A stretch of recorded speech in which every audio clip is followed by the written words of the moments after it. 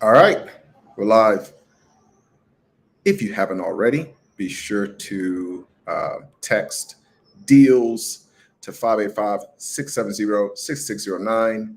And if you're not a subscriber, be sure to subscribe. I'm doing more lives now, and I love when you come on, ask questions, fill in the gaps. It's kind of no holds bar. And today is another one of those videos that's no holds bar. I'm going to go through exactly the strategy that we're using right now. A lot of times people feel like, okay, like, oh, the market's changing, lending's drying up, money isn't as easy to get, so you can't do some of the more aggressive strategies that may have been working in a different market. And here is the truth. Here's one of the secrets that I've learned over the years. It's that when it comes to financing and money, it's really a matter of following where the money is. So in certain markets, it may be that there's more investors that are interested in equity financing because the outlook for the future is very, very positive. And so they want to get that kind of higher return over a long period of time.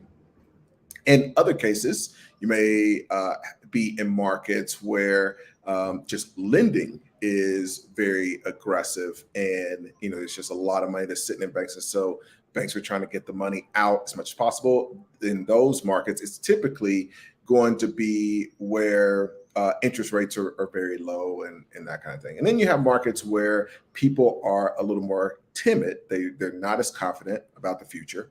And so in each one of those cases, you'll be able to see like, okay, the money has shifted. It's not that the money's gone, it's just shifted to another place.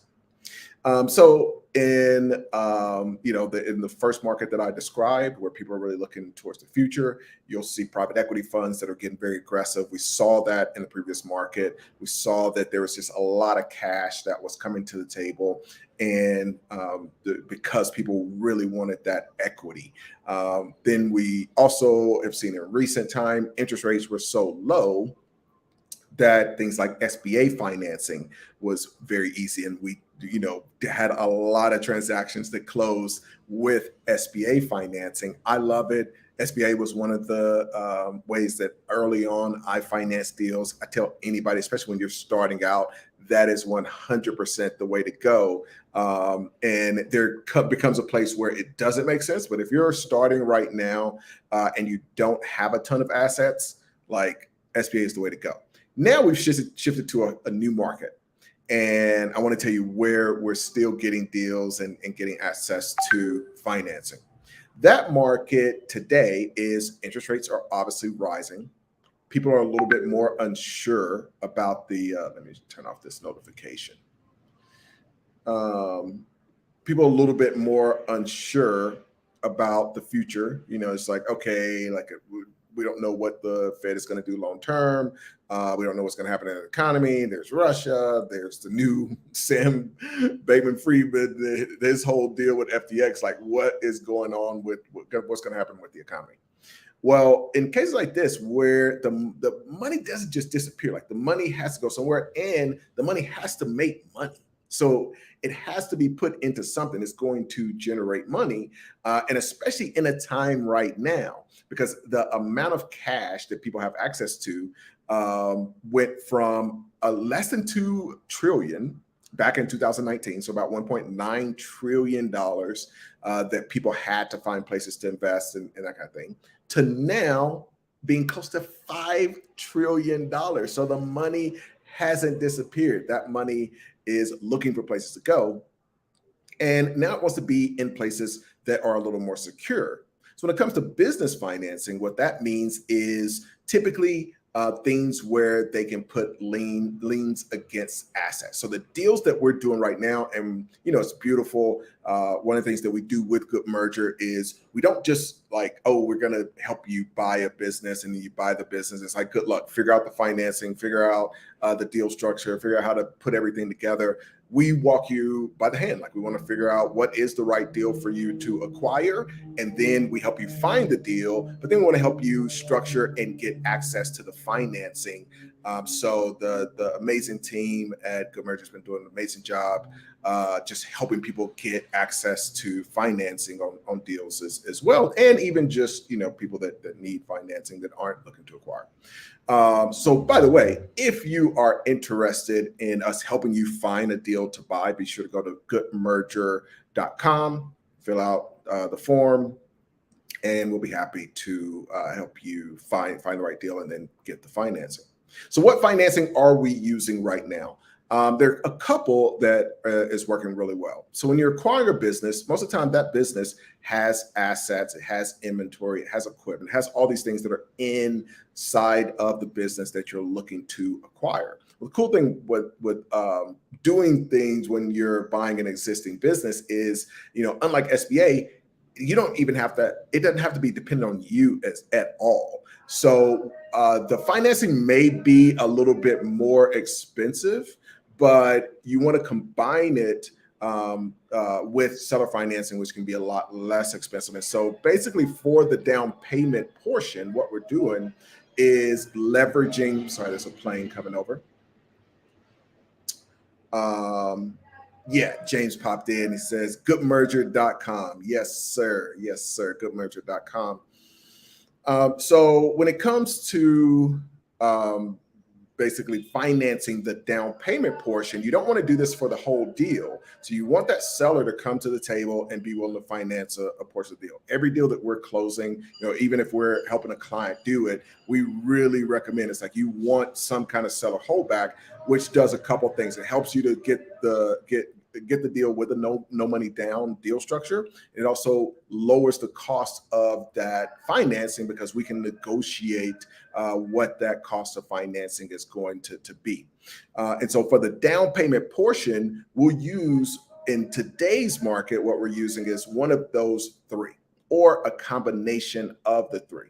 We're looking at the business. We're looking at what are the assets in that business that we have great lenders for. So we work with about 75 different lenders, and we have pretty strong insight into what they're looking for. So we'll look at your deal, we'll compare it to what those asset-based lenders are willing to do, and then we'll find the best deal to be able to finance that. Second is equipment. So if the business is a business that has some equipment in there, and you basically want to filter the deal based on what you're able to finance. That's another trick that we use is instead of us going out and trying to just find a deal and then trying to figure out the financing on the front end. What are our financial partners, investors, what are they looking for? And we filter the deal based on that. So we look at the equipment before we even get further down the line to make sure, okay, we can get financing on this deal, use that as a down payment, get the rest on the seller note. And now we've got that no money down deal. Actually, a really cool thing is in some of the cases, you can actually end up with cash in your bank because there's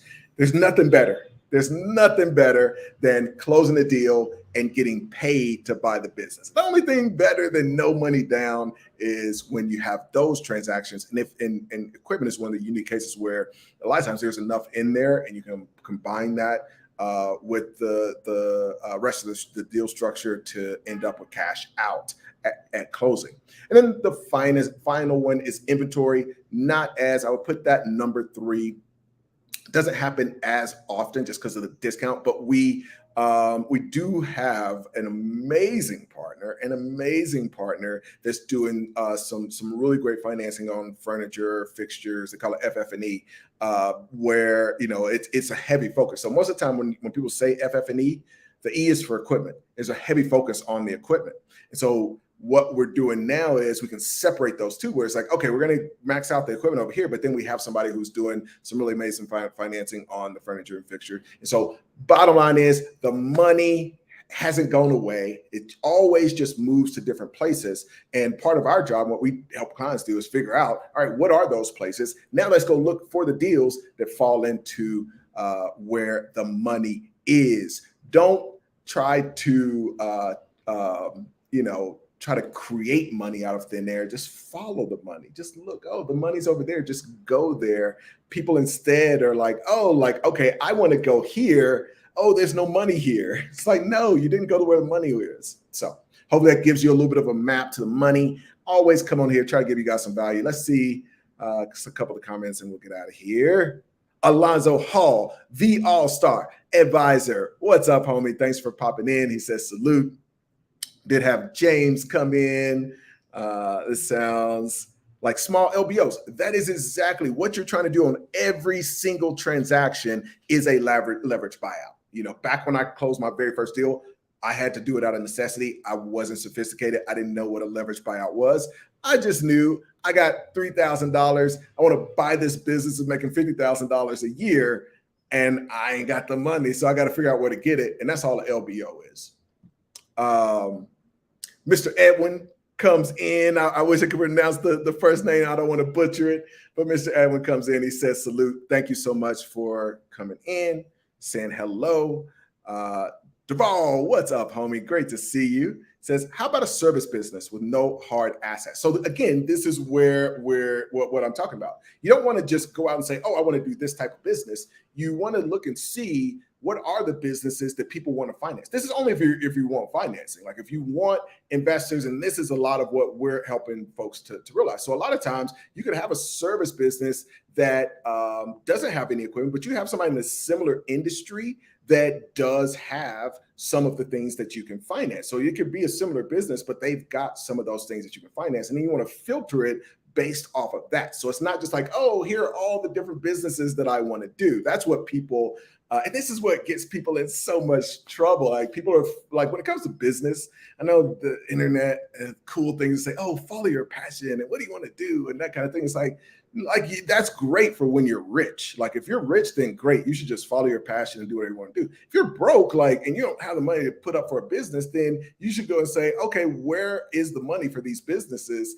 Now I'm going to acquire the business that has the money that, where people want to put the money in. So that is one of the important things and what we're always trying to train people to focus on. And, especially when we're working with clients that we're helping to close these deals on the Good Merger side of things, it's like, hey, if you're somebody that's trying to follow your passion, you have this specific thing, then we don't really want to work with it. If you say, hey, my goal is to make whatever X amount of dollars a year, and I've got this small amount and I need to, get financing, but everything else I can work with, then we can get you amazing deals done. So great question, Duval. And I did see, I think you applied to be a broker with Good Merger. So I think I saw your name on that list, which is a side note. If you're looking to become a broker merger specialist, we are opening that up. We just brought on another amazing team member. Actually, we're doing a call with that group tonight. So again, if you're interested in being a merger specialist, you can also go to goodmerger.com and we'll get you information on what that takes. Prosperity Angel, I love that name. What's up? Thanks for coming in. Says, hi there, joining late, shaking my head. I didn't even get the notification. They got to do better. You got to hit the bell. If you're on YouTube, you got to hit the bell in order to get the notification. So be sure to subscribe, as I was saying earlier, but also be sure to hit that notification bell so you get the notifications. James says 5 trillion is a lot. It's a lot of money.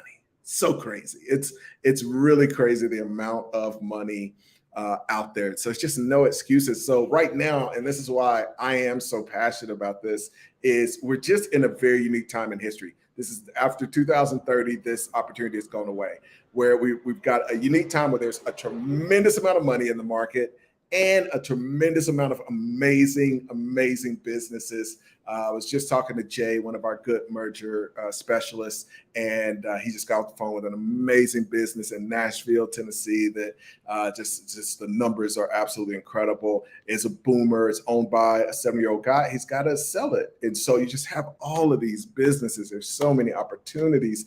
You gotta plug in. So yes, it's both of those sides. You got 5 trillion of money that needs to be invested in stuff, got businesses that need to sell, and our job is to get as many of those businesses as possible. It's too many for me to buy. If it weren't too many for me to buy, then I would not even be here talking to y'all. I'd just be buying more of these things.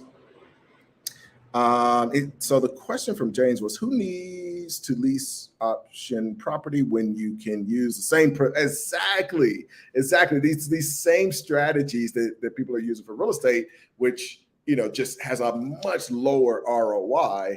You can be using for businesses. Your LinkedIn video game is focused right now. Okay.